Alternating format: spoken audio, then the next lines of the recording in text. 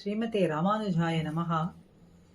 பொதுவாகவே இந்த லோகத்திலே எந்த ஒரு வஸ்துவையும் அழகு என்று சொன்னோம்னா ஓரிரு நாட்களிலோ அல்லது சில தினங்களிலோ சில மாதங்களிலேயோ நமக்கு ஒரு வெறுப்பு என்பது ஏற்படும். பழகி போந்த பின்னே அந்த அழகினிடத்துல அப்படி ஒரு ஈடுபாடு என்பது ஏற்படாது. இதுதான் உலக இயல்பு.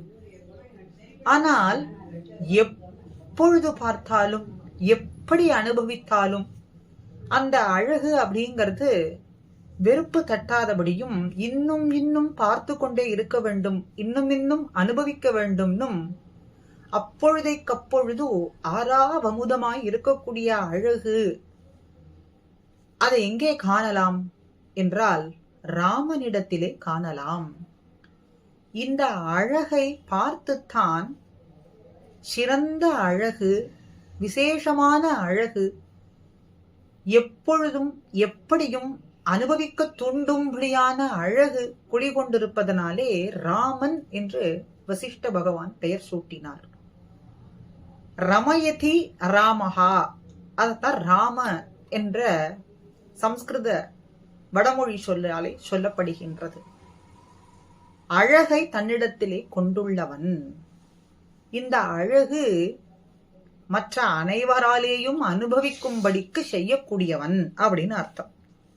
தன் அழகை காட்டி கழிக்கச் செய்பவன் அப்படிங்கறதுனாலே ராமன்.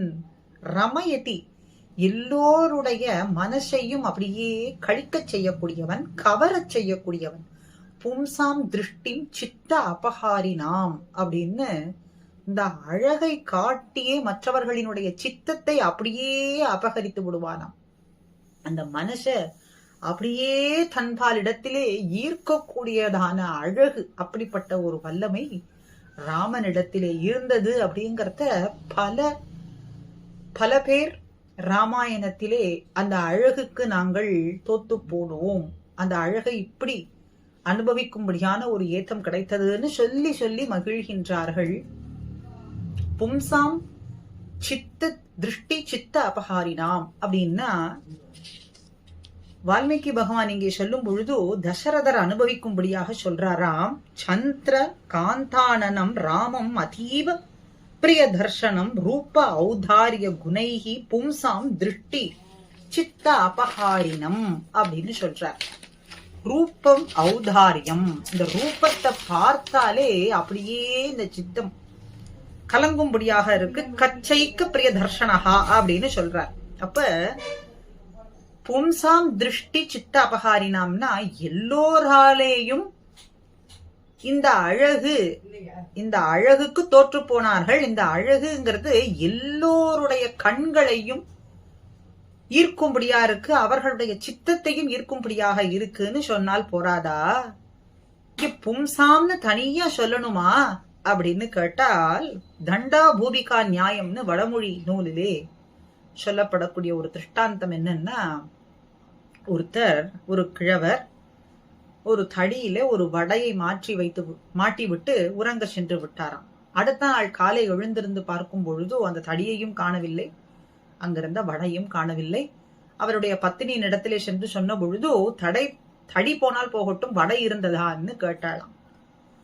அதற்கு தடியே எலியாலே விழுங்கப்பட்டது அப்படின்னு சொன்னா அந்த வடை எங்கே இருக்கும் அப்படின்னு அர்த்தமாறது. அது போலதான் பும்சாம் ஆண்களானவர்களினுடைய கண்கள் ராமனுடைய அழகுக்கு தோத்து போனது அப்படின்னு சொன்னா அப்ப பெண்கள் அந்த இடத்துல சொல்லவும் வேண்டுமோ அப்படின்னு இந்த இடத்துல அர்த்தம். அப்ப தண்டாபூவிகா நியாயம் அப்படின்னு சம்ஸ்கிருத புலவர்கள்லாம் இந்த இடத்துல சொல்றார்கள். ராமனுடைய வடிவழகு ஆண்களினுடைய கண்ணையும் நெஞ்சையும் கவர்கின்றது அப்படின்னு சொன்னா பெண்களுடைய கண்ணையும் நெஞ்சையும் கவர்வது அப்படிங்கறதுல சந்தேகம் வேண்டுமா? ஆண்கள் எவ்வளவு சுந்தர புருஷர்களாக இருந்தாலும் இந்த லோகத்துல ஒரு பொருட்டாக மதிக்க மாட்டார்கள். ஆனால் அவர்கள் கூட இப்படி தொத்து போனார்கள் அப்படின்னு சொல்லும் பொழுது பும்சாம் திருஷ்டி சித்த அபகாரினாம் அப்படின்னு சொல்றார். அதே போலே விஸ்வாமித்ரர் ராமனுடைய அழகிலே ஈடுபடும் பொழுதோ தன்னுடைய யாகத்துக்கு அசுரர்களாலே ஒரு ஆபத்துன்னு சொல்லி அவர்களை அழைத்து தசரதரிடத்திலே வேண்டி அழைத்து சென்ற பொழுது அவரை துயிலெழுப்ப வேண்டும்னு கௌசல்யா சுப்ரஜா ராமா அப்படின்னு எழுப்பினார் என்று சொல்லப்படுகின்றது. லோக பிரசித்தமான ஸ்லோகம். கௌசல்யா என்று தனிப்பதமாகவும் சுப்ரஜாகா அப்படின்னு தனிப்பதமாகவும் பிரித்து பொருள் சொல்றது ஒரு நிர்வாகம். சேர்த்து கூட்டி பொருள் சொல்றது ஒரு நிர்வாகம், தனித்தனியா பிரித்து சொல்றது ஒரு நிர்வாகம். ஒரே பதமாக கௌசல்யா சுப்ரஜாகா அப்படின்னு கொண்டோம்னா கௌசல்யா தேவியினுடைய நல்ல புதல்வனே, சிறந்த புதல்வனே அப்படின்னு சொல்றார். தனித்தனி பதங்களாக பிரித்து சொன்னோம்னா கௌசல்யா தேவியானவள் நல்ல பிள்ளையை பெற்றவள் அப்படின்னு சொல்றார். ஆக ராமா பொழுது விடிந்தது எழுந்திரு அப்படின்னு சொல்லும் பொழுது இந்த இடத்துல நம்முடைய பூர்வாச்சாரியார்கள் அருமருந்தாக ஒரு ஸ்ரீசுக்தி அருளி செய்கிறார்களாம். இந்த இடத்துல கௌசல்யா சுப்ரஜாகா அப்படிங்கிற பதத்துக்கு கௌசல்யை கொண்டாடுகின்றானாம். உன்னப்புக்கு வாயை மறப்பாரை போலே அப்படின்னு சொல்றதுனாலே ராமன் இவ்வளவு அழகு பெற்றவனான ராமனை நீ பெற்றவளான கௌசல்யையே அப்படின்னா கௌசல்யாரை கொண்டாடுகிறான். எதற்காகனா அப்படி வடிவழகு படுத்தக்கூடிய பாடா இருக்கு. அப்படி வடிவழகு ஒரு உன்னப்புக்கு வாயை மறப்பாரை போலே அப்படின்னா அவனிடத்துல ஒரு உண்ண செல்பவனுக்கு பலவிதமான பலகாரங்களை எல்லாம் பரிமாறி இருந்தால் உண்பதற்கு உட்கார்ந்தவன் செய்ய வேண்டிய காரியம் என்ன செய்ய வேண்டும்? அவற்றை எல்லாம் திரட்டி எடுத்து அவன் உண்ண வேண்டியதுதான் செய்ய வேண்டும். அது செய்யாமல் இது என்ன பணியாரம், இது யார் பண்ணினது, எப்படி பண்ணினது, எது கொண்டு பண்ணினது அப்படின்னு எல்லாம் சில விசாரங்கள் பண்ணி கொண்டிருந்தான் அப்படின்னு சொன்னா அவன் அந்த பணியாரத்தினுடைய அமைப்பிலே மிக ஈடுபட்டு விட்டான் அப்படின்னு தான் சொல்லணும். அது போலதான் இங்கே விஸ்வாமித்திர முனிவன் ராமனுடைய அழகை சொல்லும் பொழுது கௌசல்ய தேவியை கொண்டாடுகின்றானாம். அப்படி இதற்கு மேலே மிதிலாபுரியிலே இருக்கக்கூடியவர்கள்லாம் எப்படி ஈடுபட்டார்கள் அப்படின்னு சொன்னா கம்பநாட்டாழ்வார் சொல்றார், தோள் கண்டார் தோளையே கண்டார், தொடுகழற் கமலமன்ன தாழ் கண்டார் தாளையே கண்டார், தடக்கை கண்டாரும் அக்குதே.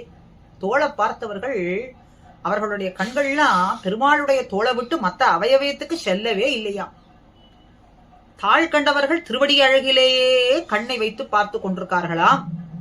தடக்கையை கண் வைத்தவர்கள் அப்படியே பார்த்து கொண்டிருக்கிறார்கள் அப்படின்னு அப்படிப்பட்ட விக்கிரக சௌந்தர்யம் ஒப்புயர்வற்றதாக இருக்கின்றது அப்படின்னு மிதிலாபுரியில் இருக்கக்கூடியவர்கள்லாம் ராமன் அழகை கொண்டாடுறார்கள். குலசேகர ஆழ்வார் ராமனுடைய அழகை தசரத மன்னன் அனுபவிப்பது போலே பெருமாள் திருமொழியிலே காட்டுறார். வா போவு வா இன்னும் வந்து ஒருகால் கண்டு போ அப்படின்னு சொல்றார்.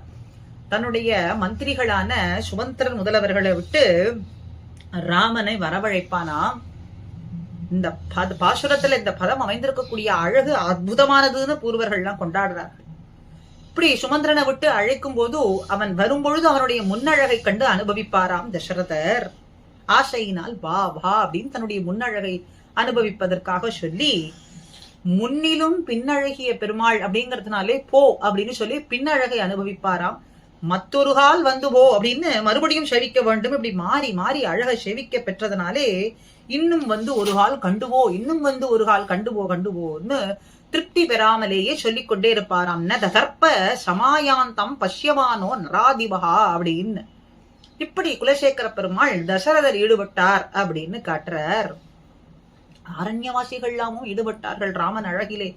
ரூப சம்ஹனனம் லக்ஷ்மீம் சௌகுமாரியம் சுவேஷதாம் தத்ருஷுர் விஸ்வமிதாகாரா ராமஸ்ய வனச்சாரினஹா அப்படின்னு சொல்றார்.